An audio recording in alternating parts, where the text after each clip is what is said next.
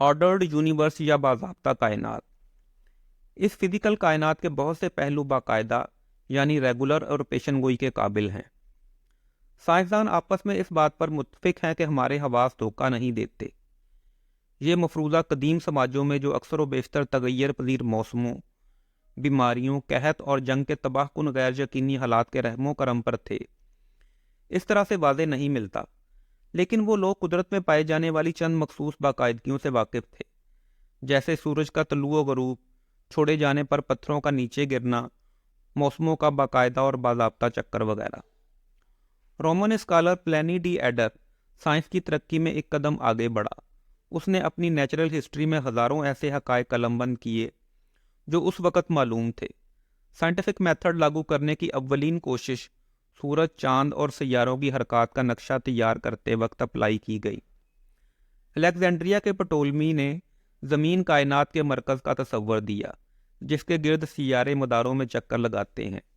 ان مداروں کو سرکلز اور ان سیاروں کے گرد جو چاند پائے جاتے ہیں ان کے مداروں کو ایپی سرکلز کا نام دیا گیا۔ یہ ماڈل 1400 سال تک رائج رہا، یہاں تک کہ بہتر مشاہدات نے اس ماڈل کے تضادات اور نقائص اجاگر کیے۔ اپنی مثالی شکل میں سائنٹیفک میتھڈ ایک ایسا سائیکلک پروسیس ہے جس میں مشاہدات کا ریکارڈ، ان کو کیٹاگرائز کرنا، مفروضے بنانا اور ایسی پیشن گوئیاں کرنا جو مزید مشاہدات کی طرف لے جائیں، کبھی بھی عملی شکل میں ہو بہو اس طرح سے کام نہیں کرتا۔ دراصل سائنس ایک انسانی کاوش ہے جس کی صفات میں قسمت، وجدان یعنی اچانک سے ذہن میں کسی خیال کا کوندنا کے ساتھ ساتھ غلطیاں اور مس پرسیپشن بھی اپنا کردار ادا کرتے ہیں۔ کسی کام کو کرتے ہوئے غلطی کا سردرد ہو جانا سائنٹیفک پروسیس کا ایسا عمل ہے جس سے انکار ممکن نہیں۔ سائنٹیفک فراڈ اب بہت مشکل امر ہے، کیونکہ سائنٹیفک میتھڈ اس بات کی ضمانت دیتا ہے کہ ایسے کیسز بالآخر دریافت کر کے درست کر لیے جائیں گے۔ ماڈرن سائنسدانوں کے لیے ہر مشاہدہ اور پیمائش کسی خاص مقصد، ٹیسٹیبل سچائی کی کماد، اس لیے ہر ایسی پیمائش معنی رکھتی ہے، لیکن ایسا ہر مشاہدے کے ساتھ نہیں ہوتا۔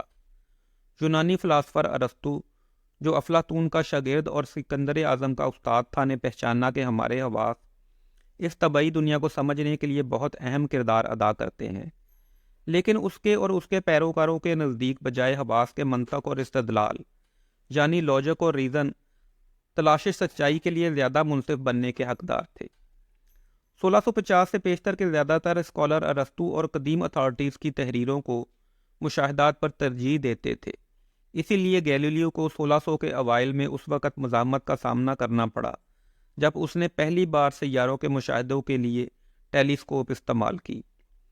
جب اس نے آسمانی کروں میں سے ممکنہ نقائص جیسے کہ سورج کے دھبے اور چاند کے گڑھے دریافت کیے تو اس کے ہم عصروں نے ٹیلیسکوپ میں سے انہیں دیکھنے سے انکار کر دیا۔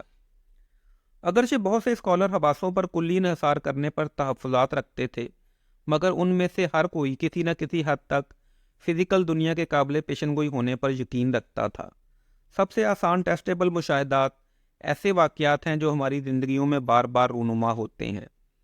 جب اشیاء کو چھوڑا جائے تو وہ نیچے گرتی ہیں اور پھینکنے پر ایسا راستہ اختیار کرتی ہیں جس راستے کی پیشن گوئی کی جا سکتی ہو۔ زیادہ تر آسمانی کرے بھی قابل پیشن گوئی مدار رکھتے ہیں۔ کچھ قدیم سماجوں نے سورج اور چاند کے قابل پیشن گوئی ہونے پر اپنے یقین کا اظہار بڑی بڑی یادگاریں تعمیر کر کے کیا، جن میں بڑے بڑے پتھروں کو اس طرح سے آراستہ کیا گیا کہ وہ کیلنڈر میں وقوع پذیر ہونے والے اہم واقعات کی نشاندہی کرتے تھے۔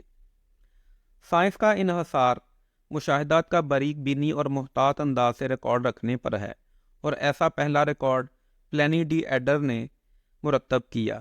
اس نے روم کی مختلف کالونیوں میں بھرپور زندگی گزاری، جس میں جرمنی میں بحیثیت کیولری آفیسر، نیپلز میں بطور نیول کمانڈر ایک قانون دان اور بحیثیت ایڈمنسٹریٹر خدمات سر انجام دیں۔